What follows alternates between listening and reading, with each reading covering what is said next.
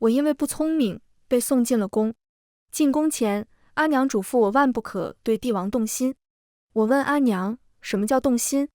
就是你只要看见他就会开心。我不解，歪着脑袋问他，比吃红烧肉还要开心吗？比吃红烧肉还要开心100倍。我立马拍着胸脯保证，这辈子都不会对任何人动心。毕竟这世上没有比红烧肉还要好吃的东西了。直到那日，传言中嚣张跋扈的贵妃笑眯眯地塞给我一块甜糕。大家好，欢迎收看达达听书。我长姐是京中第一美人，琴棋书画无一不通，是享誉盛京的才女。二姐自幼习武，13岁就跟着祖父上战场，16岁就已是圣上亲封的千户侯。至于我，是文不成武不就，脑子还不太灵光的国公府3小姐。我3岁那年生了一场大病，太医说烧坏了脑子，不至于痴傻，但是干什么都比别人慢半拍。一直到我15岁，都没有人上门提亲。之前好不容易定下的平阳侯小世子，也因为有了心上人，同我退了亲。我问阿娘，是不是因为阿谀不聪明，所以才没有人愿意做阿谀的夫君？阿娘闻言眉毛一竖，俯下身子，很认真地看着我。谁说我们阿谀不聪明了？咱们呐，这叫大智若愚。阿娘说，大智若愚的意思就是有大智慧的人都像阿谀这样。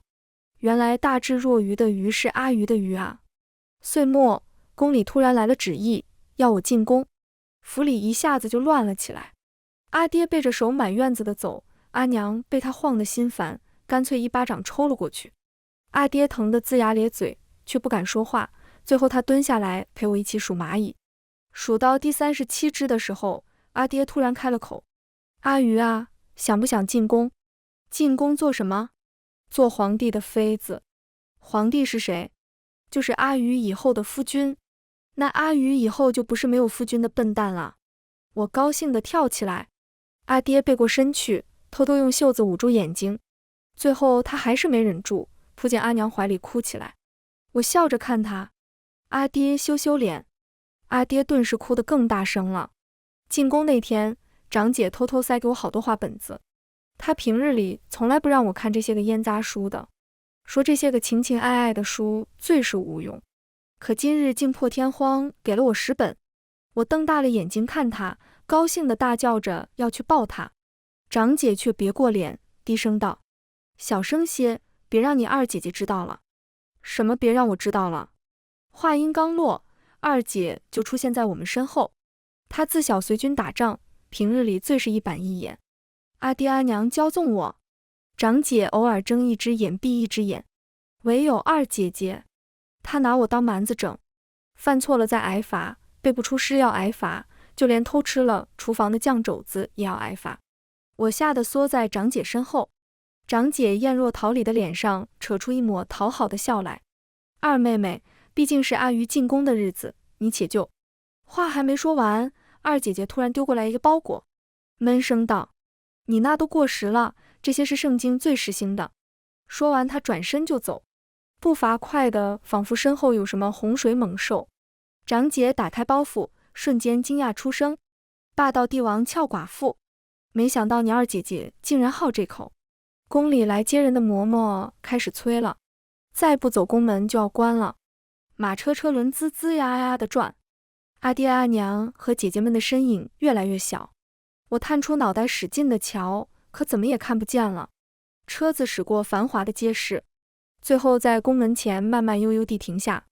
嬷嬷说接下来的路马车进不去，要我自己走。我跳下马车，好奇地打量着眼前的宫墙，青瓦红墙好像一眼望不到头似的。我背着我的小包袱，2条腿扒拉得飞快。嬷嬷起初迈着小步子走，后来开始小跑着追我。小主，慢些。我扭过头冲她招手，嬷嬷快些。可身后的嬷嬷却脸色大变，突然跪伏在地。我转过头，只看见一架红木镶金的布辇，上面的人斜斜地倚坐着，身上穿着绣着靛蓝色祥云纹的玫红锦缎，可再艳丽的锦缎都不及眼前这人半分颜色。我本以为长姐容貌已是举世无双，却不想这人比我长姐还要艳丽3分。我一时看呆了。直到面前宫女打扮的人厉声呵斥：“你是哪里的丫鬟？见到贵妃为何不行礼？”身后的嬷嬷连忙西行上前：“贵妃娘娘恕罪，这是国公府上的三小姐，圣上新封的于答应。于答应新入宫还不懂规矩，还请贵妃娘娘恕罪。”直到此刻，那不撵上的贵妃才把视线落在我身上，她艳丽的脸上扯出一抹更艳丽的笑来，那双微微上挑的桃花眼玩味地对上我的视线。告诉本宫，你在看什么？娘娘好看。贵妃闻言突然笑了，她朝我招招手，我乖顺地走过去，仰头看她。贵妃银白修长的手指慢慢挑起我的下巴。你说，本宫今日若是治你个大不敬之罪，再杖杀了你，会如何？话音落下，身后的嬷嬷连忙磕头，大喊着贵妃息怒。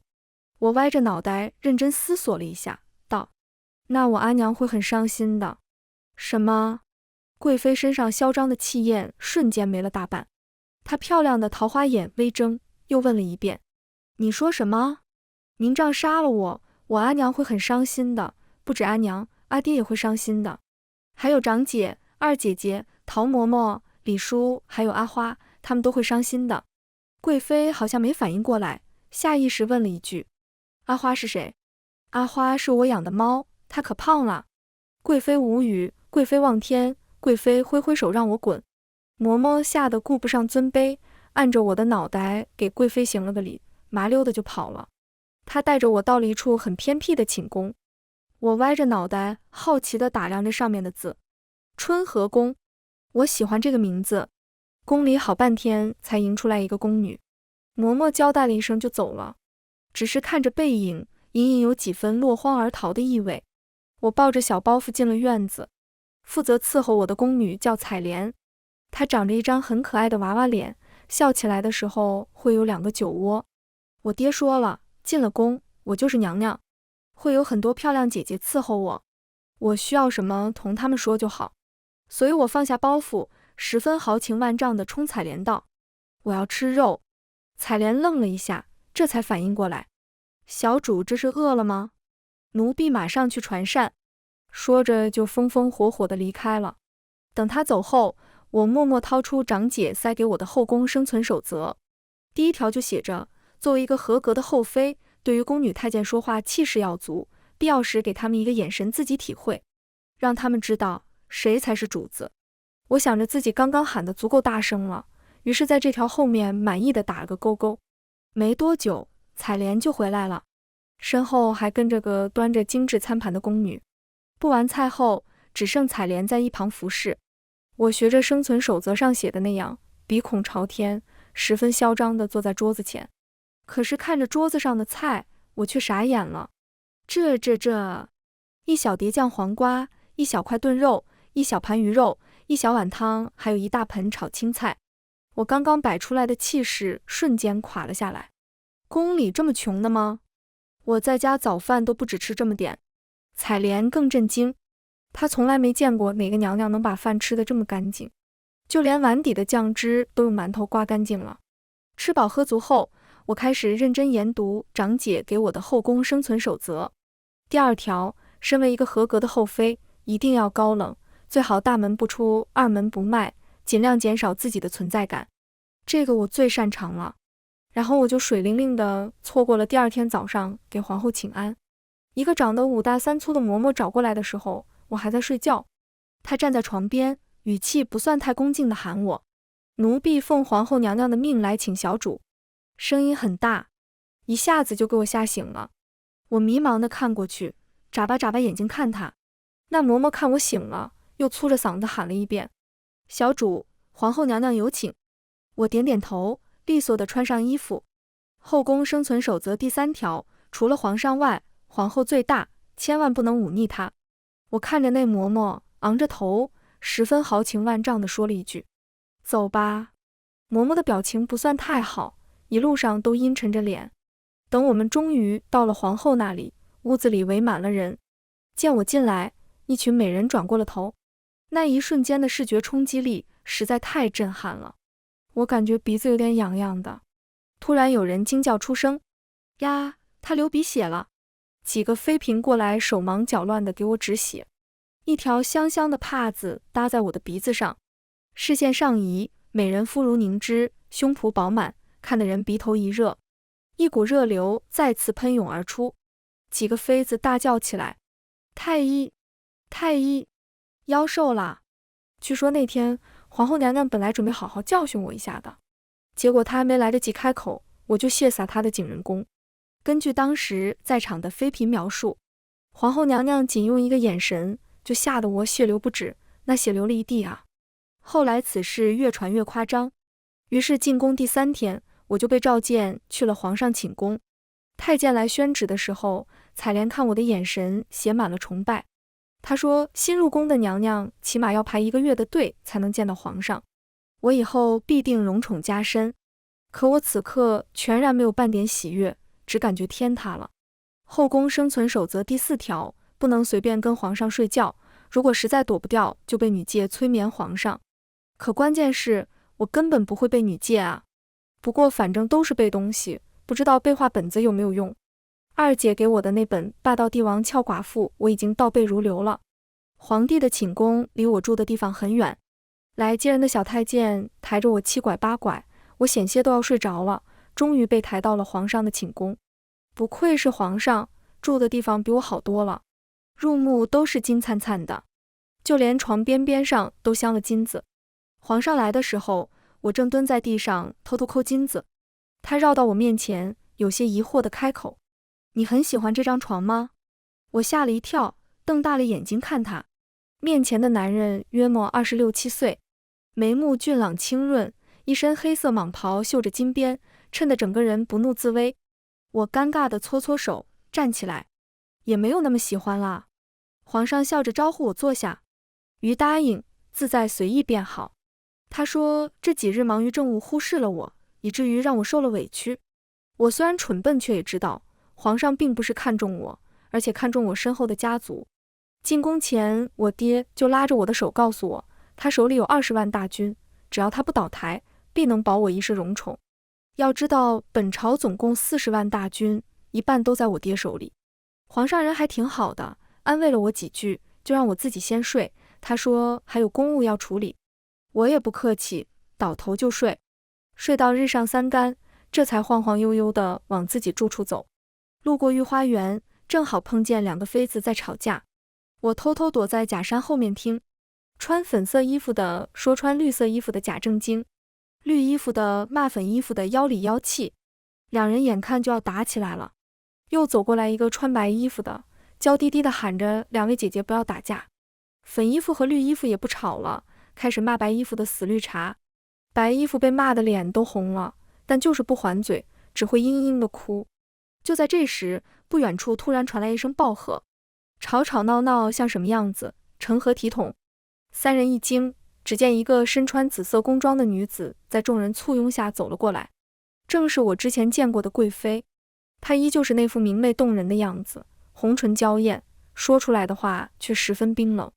既然3位妹妹都这么闲，正好本宫前几日掉了个檀木手串，便劳烦3位妹妹帮本宫找一下。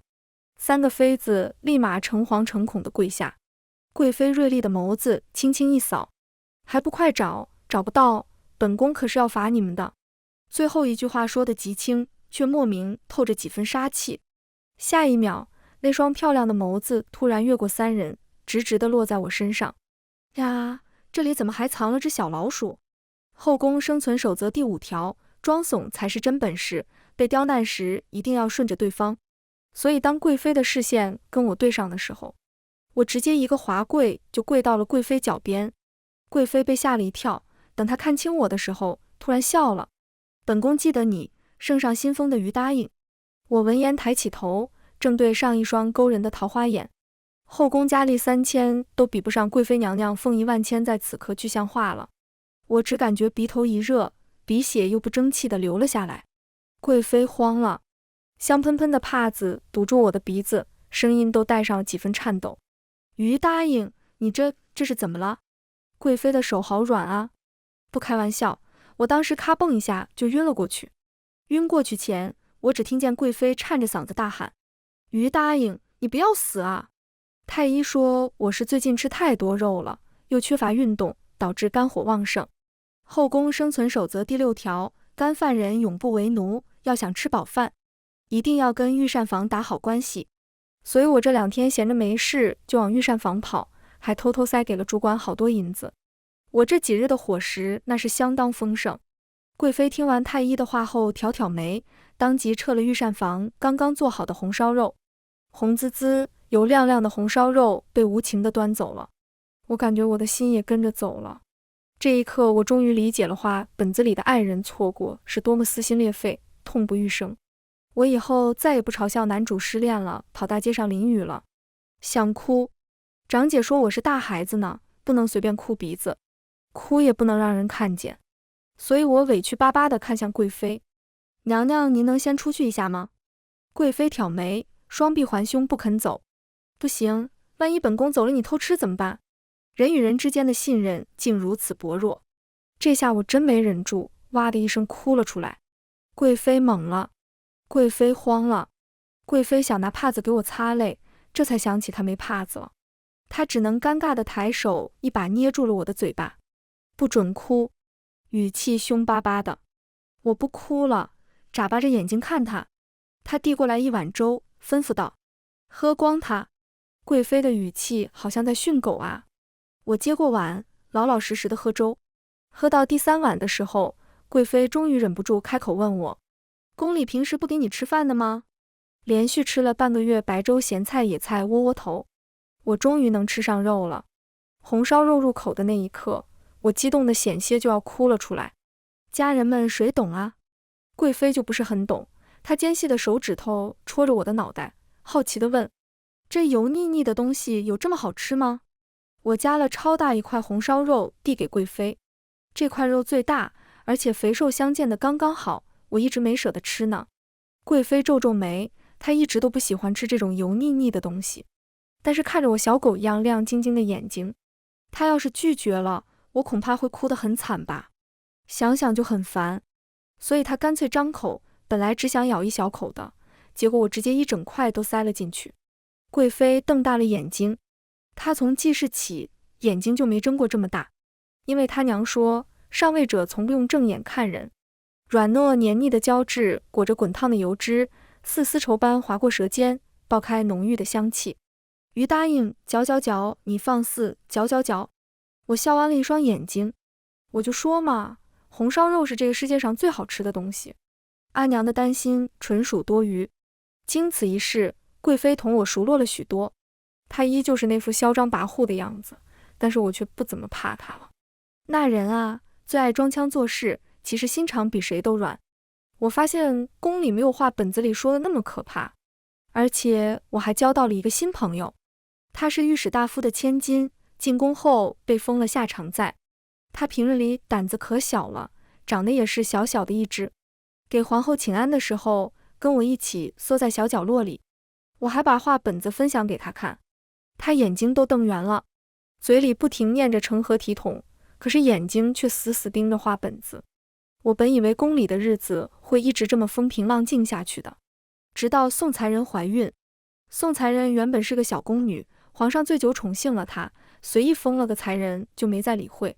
但是谁也没想到她竟然怀孕了，她不敢声张，一直瞒着，直到肚子再也瞒不住了。而此时肚子里的孩子已经5个月了。要知道，当今陛下子嗣稀薄，只有皇后娘娘膝下的大皇子一位嫡出。贵妃提起这事时满脸不屑，有她宋音如头疼的了。宋音如是皇后的闺名，河宫上下敢直呼皇后名讳的，除了皇上，怕是也只有贵妃了。贵妃对皇后总有一种莫名的敌意，凡事都要跟皇后作对。我不理解，但是我知道贵妃是好人。皇上知道这事后，只淡淡应了一声，除此之外并没有任何重视，这让宫里的娘娘们都放宽了心。有了孩子又如何？皇上根本不重视。可是总有妃嫔坐不住的，在宫里去母留子是常有的事，何况这么多家世好的娘娘们没有子嗣，难免不会动心思。夏常在那天来找我的时候，突然说了一句宋才人很可怜的。我问他怎么了，他又支支吾吾的说不出来，只让我自己去看。我不想去。阿娘说，在后宫最重要的就是明哲保身。可是我不去找麻烦，麻烦却不肯放过我。宋才人难产了，生了1夜，终于生下来一个小公主。可是宋才人却没保住。皇后带人浩浩荡荡地闯进我宫里的时候，我正在吃点心，还没来得及请安，就被粗使嬷嬷摁住。他们说是我害了宋才人，她是因为吃了我送去的糕点才早产的。可是我根本没有送东西给她。一旁的淑妃娘娘咬牙狠笑，于答应当然不会承认，但这东西你总赖不掉吧。说着她丢过来一个食盒，紫色雕花点缀，上面还刻了一个小小的鱼字，的确是我宫里的食盒。而这东西我前不久只给过。我难以置信地看向夏常在，他眼中闪过一丝心虚，别过脸，不敢看我。于答应，你还有什么要狡辩的？我静静地跪在地上，垂着脑袋，一言不发。那一刻我在想，不知道我爹的20万大军能不能救下我。如果能的话，我就不把夏常再供出来了。他爹没有20万大军，会挨板子的。挨板子很疼的。皇后到底是顾忌我的家事，只关了我禁足，说交给皇上处理。晚饭只有一小碗白粥，我安安静静地吃着，头一次觉得白粥原来这么难吃。禁足第3天，门猛地被推开，阳光洒进来，我看见一身紫色罗裙的贵妃，她冲进来，指着我的鼻子骂我是傻子。被冤枉不会说吗？你是傻子吗你？长嘴是干嘛用的？就知道吃吗？被好朋友背叛我没有哭，被冤枉我没有哭，被关禁闭我没有哭，就连吃了3天白粥我都没有哭。可是如今看到贵妃，我突然有点委屈，眼泪也不争气地往下掉。听说皇上本来要罚我去冷宫的，但是贵妃闹了一通，非逼着皇上彻查此事。皇上这人是个好皇帝，勤政爱民，只是一个人把心思都用在了家国大事上，那么后宫就很少顾忌了。我们只是他取来平衡朝廷的摆设，所以那些个后宫纠纷，他一向懒得理会。只是这次贵妃不依不饶，闹着不肯罢休。忘了说了，本朝40万大军，我爹占了20万，另外20万在贵妃他爹手里。所以皇上还是彻查了这件事，抓到第10个宫女的时候，终于有人招了。原来淑妃跟夏常在是表姐妹，她见我同夏常在关系好，便想把这事推到我头上。一开始是想让我亲自去见宋才人，谁知我看着蠢笨，却不肯上套。夏常在怕被淑妃责罚，便自作主张要来了我的食盒，买通了我身边的宫女，伪装是我，将掺了药的糕点送给了宋才人。要知道皇后有子嗣，贵妃家又手握重兵，宋才人一死，这个孩子最有可能由淑妃抚养。可他太急了，又找了个猪队友，这是做的漏洞百出。偏生这次又碰上一心想为我出头的贵妃。贵妃见我哭得实在可怜，也不忍骂了。她捏了捏我的脸，这几日清粥白菜我都瘦了。贵妃掏出一块甜糕，随手塞进了我嘴里，语气嫌弃又带着几分不易察觉的柔和。别哭了，愁死了。乖，本宫已经替你报仇了。甜腻腻的味道在嘴里散开。那一刻我突然懂了阿娘说的，原来这世上真的有比红烧肉还好吃的东西啊。淑妃被打入冷宫，夏常在直接赐死。我不懂，为什么淑妃这个主谋没事，夏常在这个帮凶反倒要死。可贵妃说，这世上不是所有事都讲道理的，唯一苦的就是那个孩子了。我想去见一见夏常在，他依旧是那副胆小的样子，一个人躲在角落里，本来就瘦，如今更是瘦得厉害，仿佛风一吹就要倒了似的。你是来看我笑话的吧？他见我来，嗓音陡然尖利。我摇摇头，从食盒里拿出点心。这绿豆糕，你之前说你最爱吃了。夏常在闻言站起来，一把扫落面前的绿豆糕，冲我大吼：你知道为什么我爱吃绿豆糕吗？因为在夏家，只有夏人才配吃绿豆糕。我一个庶女，本就是奴仆般的存在，你让我如何反抗？我又能如何反抗？他把糕点一股脑地扫落在地，随后用力地推搡我，让我滚。我被推出门外，房门重重地关上。我眸色暗了暗，默默攥紧了手上的纸条，而那上面只有3个字：对不起。宋才人生下的是个小公主，眼下出了淑妃那档子事，河宫上下没有妃嫔愿意抚养那个孩子。贵妃见状，直接从嬷嬷那把孩子抱过来，塞进了我怀里。我养。我怔愣地看着怀里粉雕玉琢的小婴儿，她看着我，咧开嘴突然笑了。贵妃轻轻握住我的手，本宫是那么不讲义气的人吗？这小东西当然是本宫陪你一起养了，他以后就是我们的孩子了。我们的孩子，我们的孩子。我点头，用力回握住贵妃的手。皇上懒得理会后宫的事，也不在意小公主由谁抚养，甚至连名字都没给小公主起。我翻着书查了好几天，最后决定给小公主取名岁安，唯愿她岁岁平安。岁安3岁那年，荣嫔有了身孕，她平安诞下一个小公主。一开始那些个妃子们还会争宠，后来见皇上是个不开窍的榆木，一心就扑在朝政上，索性绝了争宠的心思。后来一个个的竟迷上了打牌。有一次皇上翻到陈贵人牌子的时候，他正在牌桌上大杀四方，据说人被抬走的时候哭的那叫一个撕心裂肺。再后来皇上干脆连牌子都懒得翻了，一心扑在了政务了。宫里就这样相安无事了好几年。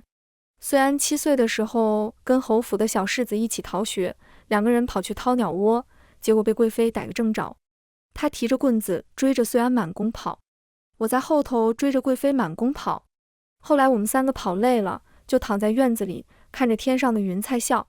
笑够了，贵妃用手指用力戳了下我的脑袋。你就惯着他吧，早晚惯得无法无天。慈母多半儿。我不答话，只是笑。小孩子就是该按着自己的心意，快快乐乐地活着吗？岁安16岁那年，匈奴来犯，他们偷袭了临城，甚至嚣张地将守城将领的头颅快马加鞭送来京都。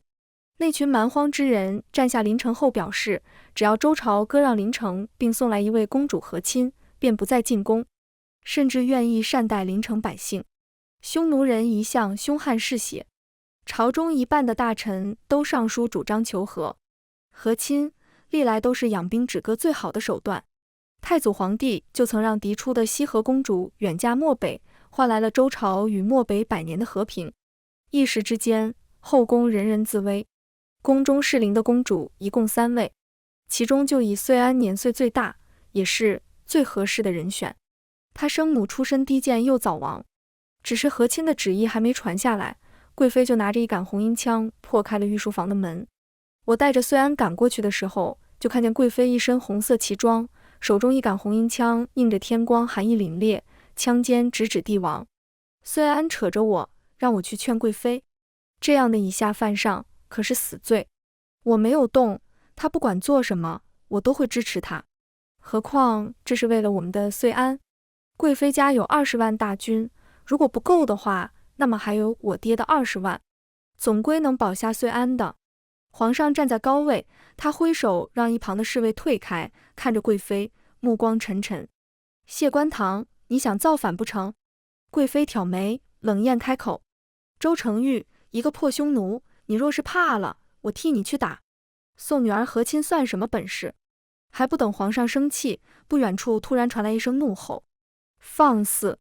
皇后带人急匆匆地赶来，她直接跪下请罪：臣妾管教后宫不严，请陛下恕罪。这就将这封父带回去好好惩治。说着，她拉着贵妃就要走。贵妃站在原地，高傲地仰头看着皇上，不肯走。皇后叹了口气，只好同贵妃并肩站着，局面一时僵持不下。就在这时，岁安突然甩开我的手冲了过去。父皇，岁安愿意和亲。你这孩子胡说什么？皇后连忙去捂岁安的嘴。皇上看着这一幕，突然笑了。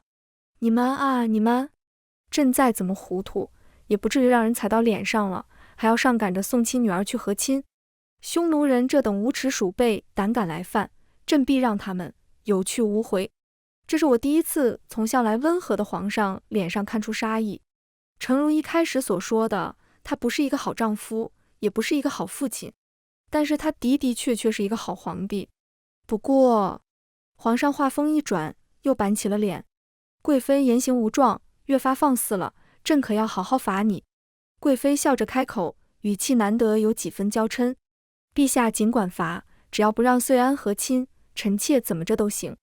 皇上无奈地摇头。那就罚你日日去佛堂抄经诵佛，祈祷朕凯旋。陛下，众人都听出了皇上话里的意思，他竟是要御驾亲征。皇上出征那日，后宫的娘娘们连牌也不打了，整天往佛堂里跑，抢着要为皇上诵经。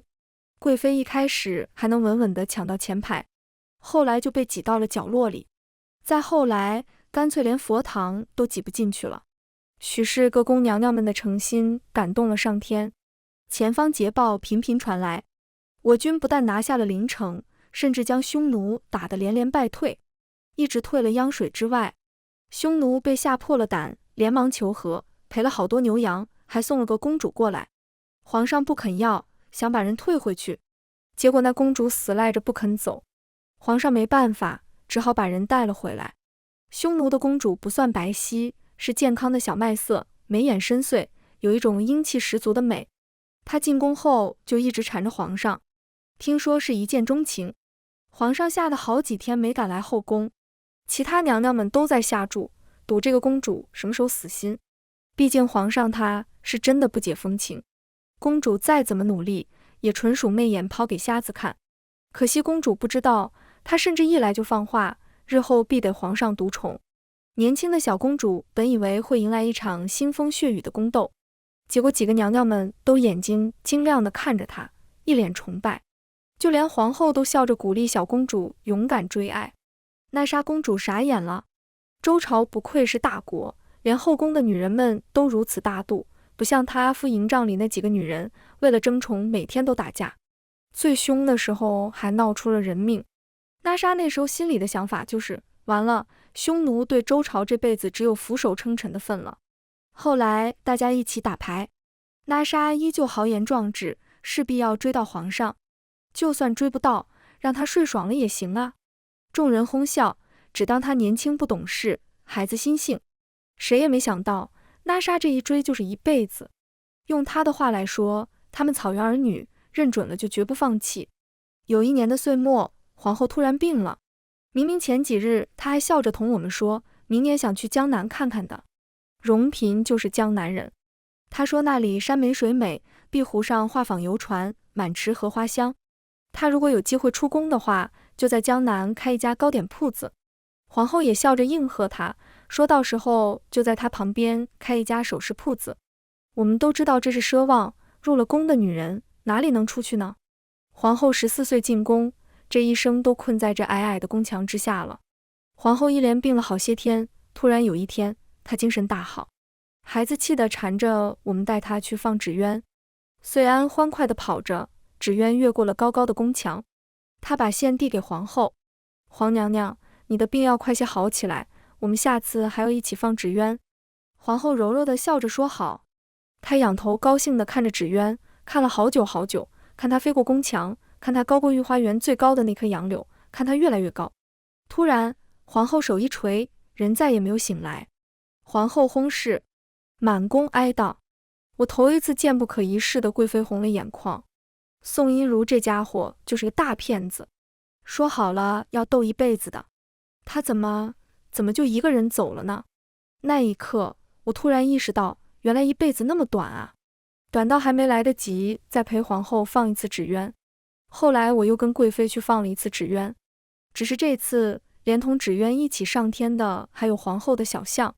在纸鸢飞到最高点的时候，贵妃剪断了线，断了线的纸鸢越飞越高。皇后娘娘，不对，是宋音如，你要努力的飞啊，飞过宫墙，飞过那些规矩枷锁，去江南看一看，去看看那些你向往的大好河山。再后来，皇上给了恩典，特允我们这些妃嫔出宫，有子嗣的可以随子嗣去封地，没有子嗣的也可以自己寻个去处。他说眼下太平已经拖累我们前半生，总不能再拿家国做借口，困住我们这些女子后半辈子。我最后一次见皇上，他老了许多，头顶多了白发，只是那张脸依旧温和如往昔，好像好多年前。他笑着同我说：“鱼答应，自在随意便好。”我这一生真的过得自在随意。我和贵妃没有去遂安的公主府，而是选择去四方游历。皇后曾向往的那些个天地，我想替她去看看。我们一起看过太行雪岭的银龙盘亘，行过蜀道栈道的云影徘徊，见过漓江竹筏破开镜中画，也在漠北的孤城里数过漫天星辰。再后来，贵妃说想回家看看，我们又再次回了京都。遂安早已嫁人，还诞下一个女儿，同她一样玉雪可爱。只是看着我孤身一人，她恍惚了一瞬，强撑起一抹笑问我：“于娘娘，谢娘娘她可是又自己偷跑去别的地方玩了？”我笑着摸摸手里的陶罐，她在呢，以后都不会乱跑了。贵妃到底没撑到回京都，她死在了漠北晴光最盛的那天。大漠晚霞映在她依旧璀璨的眸子里。我谢官堂这一生值了，只是对不起，没能陪你走到最后。我笑着抚过她眼角的细纹。谢官堂，我还是喜欢你嚣张跋扈的样子。我的身子也越发不好了，记忆开始断断续续。最近的事情记不大清了，可是过往却越发清晰。记得有一次我贪玩落了水，当晚就高热不退。那时候我以为我要死了，握着贵妃说了好多遗言。贵妃焦急地打断我：“阿鱼，你不准死，你死了，你阿娘、阿爹、长姐、二姐姐、陶嬷嬷、李叔、阿花，他们都会伤心的。还有我，阿鱼，我也会伤心的。阿鱼，你要长命百岁。”谢官堂，对不起啊，我不能长命百岁了。就是不知道那莎公主最后有没有打动皇上那根木头。荣嫔的糕点铺子如今生意如何？皇上是不是还喜欢半夜看奏折？遂安要是没有娘亲了，会不会偷偷哭？一个穿着粉衣服的小女孩跑过来拉我的手，软声道：“祖母，来陪念念完。”我笑着伸出手，眼前出现的却是一身红色旗装的谢官堂。他拿着一杆红缨枪，朗声说要带我闯荡江湖。这人真是的，都一把年纪了。我摇摇头，颤颤巍巍地起身，用力握住他的手。谢官堂，那就最后再陪你胡闹一次。说好了，这是最后一次了。全文完，达达听书，感谢您的观看，每天上新精彩小说，喜欢就订阅吧。